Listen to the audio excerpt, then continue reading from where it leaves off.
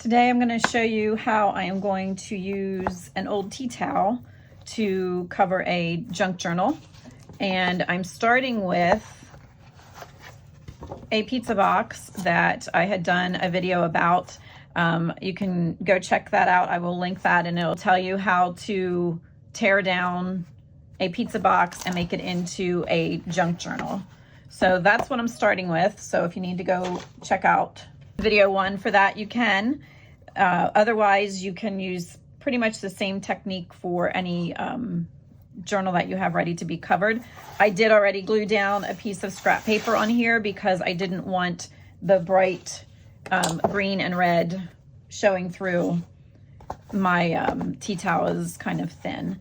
So this was a purchase from a thrift, well, actually like an antique variety type shop. It was $1. I've already also cut it and torn here. So this is the top half, which we will also be using. And then this part I'm going to be putting on here and letting some fringe stick out.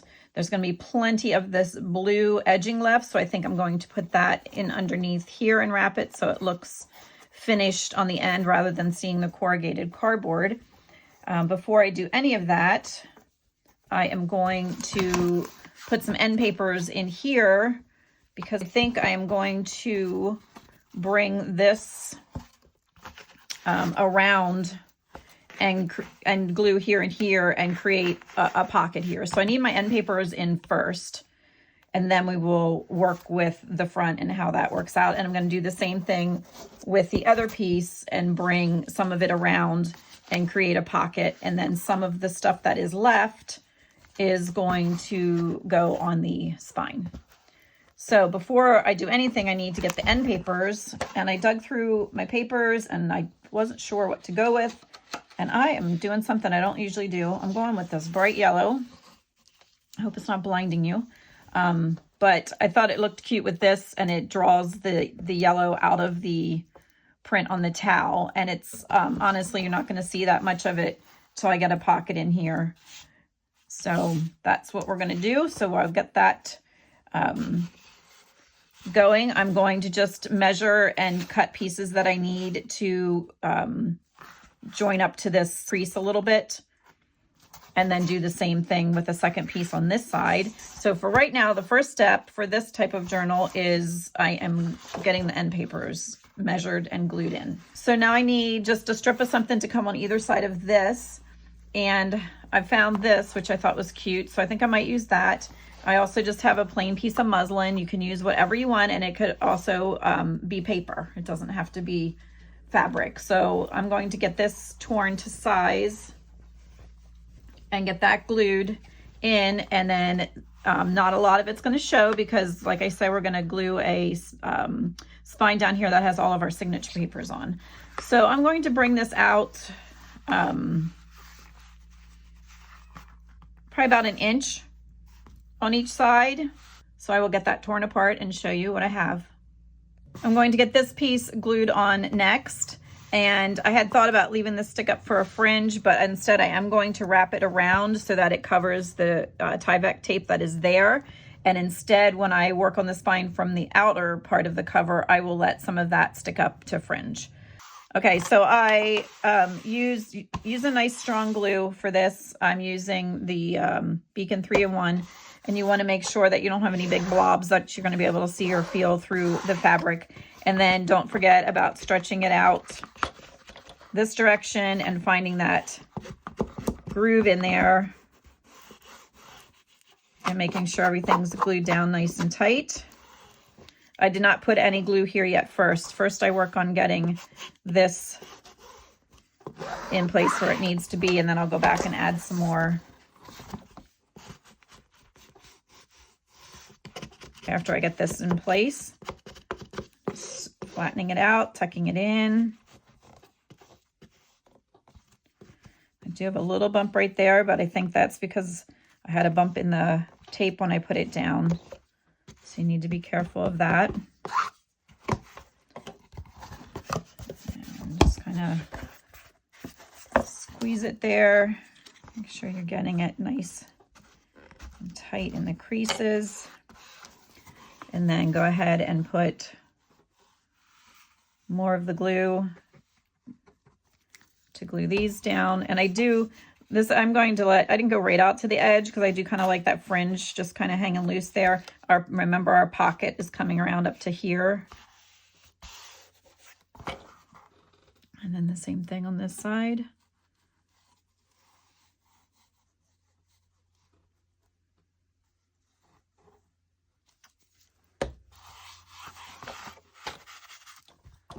And I'm just going to push down carefully, trying not to ooze any of that glue out onto the end papers.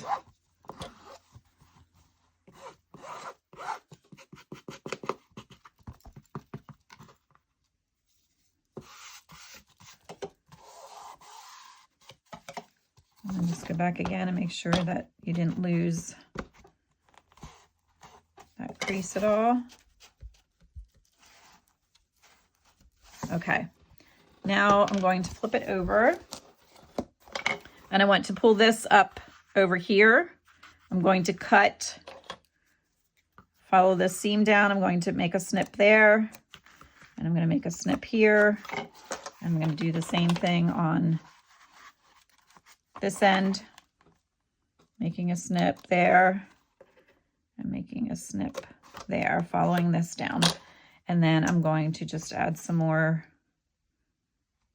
glue.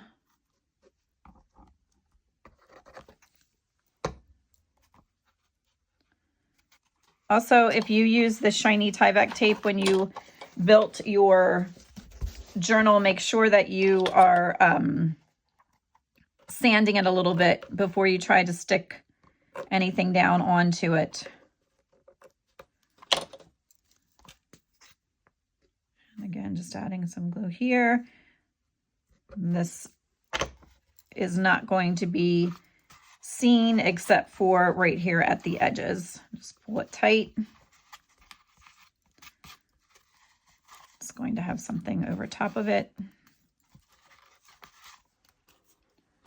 Okay, so we have that. Looks good on the ends. Okay, so that part is finished. Now we're going to work on getting the blue, where did I put my pieces? Getting this blue around the edge here. If you don't have, if the tea towel that you are working with did not have this, or you don't have enough of it, you can use any kind of a trim piece. You can cut another just piece of material, or you don't need it at all if you don't care that the corrugated cardboard is showing. Totally up to you. You could use a little piece of lace, anything that you have. On the original pizza journal that I had done, for this trim I used, that's like a little cuff off the end of a pair of jeans. So you could use anything like that if you want to put a piece of trim to cover up that edge. So I'm going to go ahead and get that adhered using the strong glue, not the glue stick, and I'll show you what that looks like. I got all that trim glued on. I did the top and bottoms. It didn't need it at the sides because that's where our tea towel is going to wrap around to create that pocket. So I got that done, and then I anchored it with some binder clips, and I would be lying if I told you that wasn't a pain in the behind. I think next time I will use a larger piece of material and not worry about trying to get the trim used from the tea towel. Just even a piece of muslin, something to cover up that area where the corrugated cardboard is all I was after. So it does not have to be anything special. So this was a teeny tiny little narrow strip. You can see on the back, it just barely even covered, but the tea towel will cover it. But I wanted the fringe to stick up, and I didn't want you to be able to see the corrugated cardboard. So you could also skip this step if you wanted to wrap your journal at the ends too. Like I'm just bringing it up over this way, but if you wanted to make it a little bit bigger and wrap the cover up around the ends, you could certainly do that too, and then not worry with any of that. So anyway, this is what it looks like so far. It looks awful, but it will get better. So we have all the under things in place that need to be done ahead of time before we get that cover on.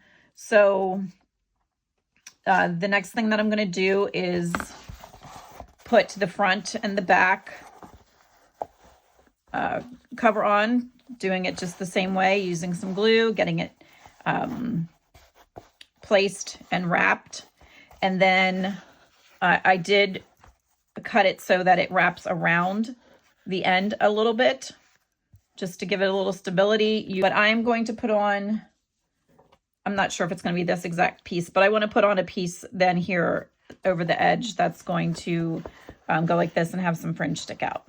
So that's why I'm putting that piece on last. All right, so this one's cut. I'll get the back one cut as well, and it's going to come up around again and join here.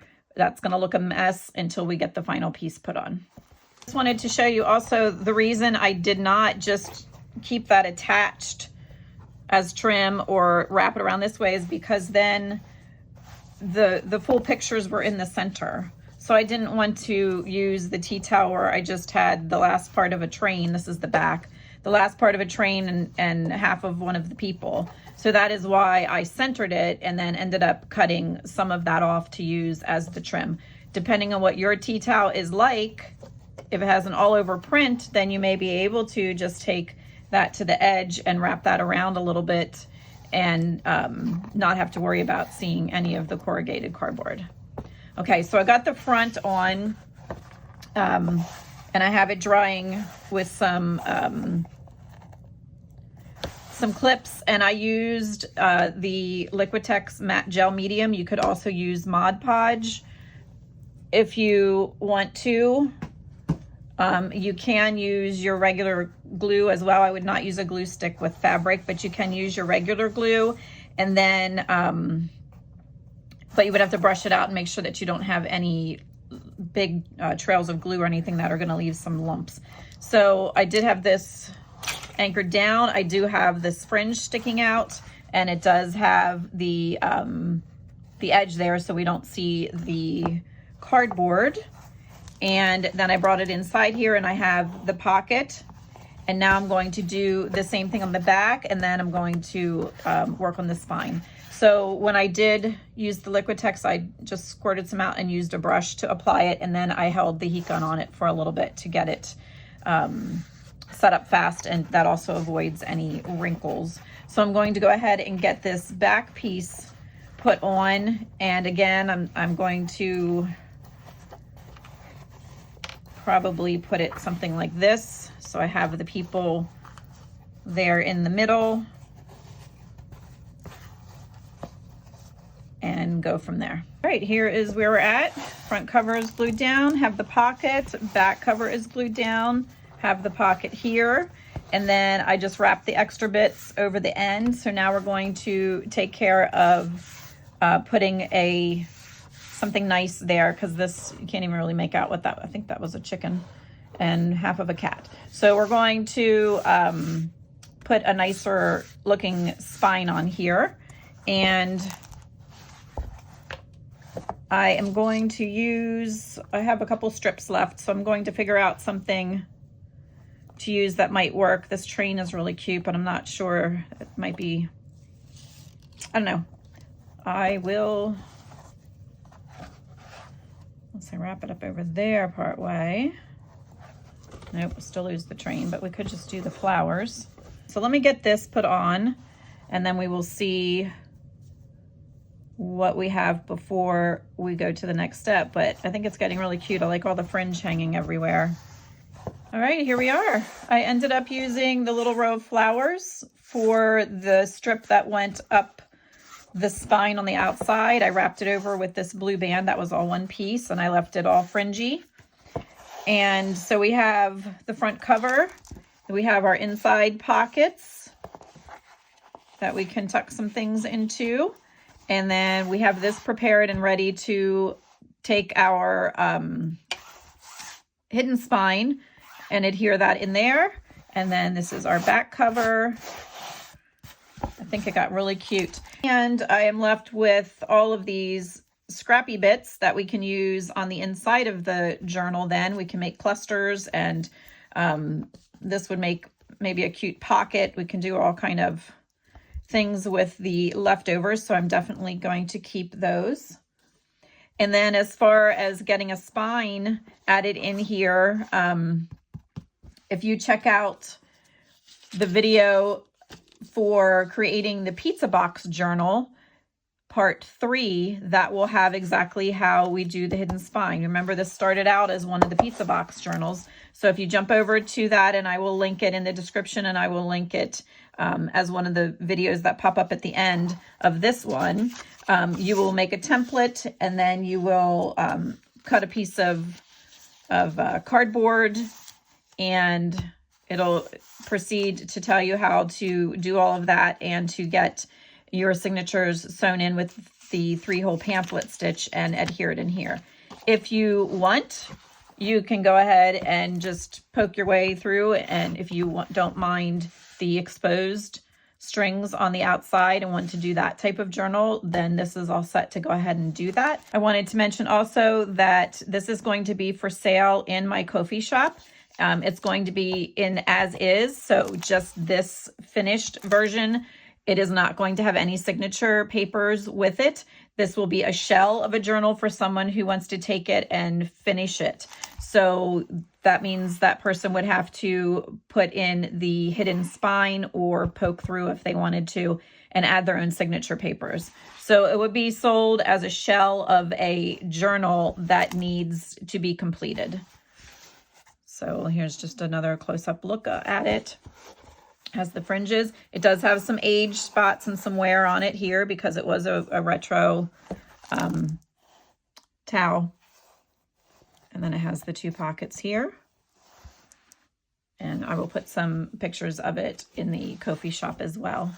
And it will also include all of these scrappy bits that we had left over. So whoever's creating the signatures and pockets and little ephemera clusters and whatever will have these scraps to work with too.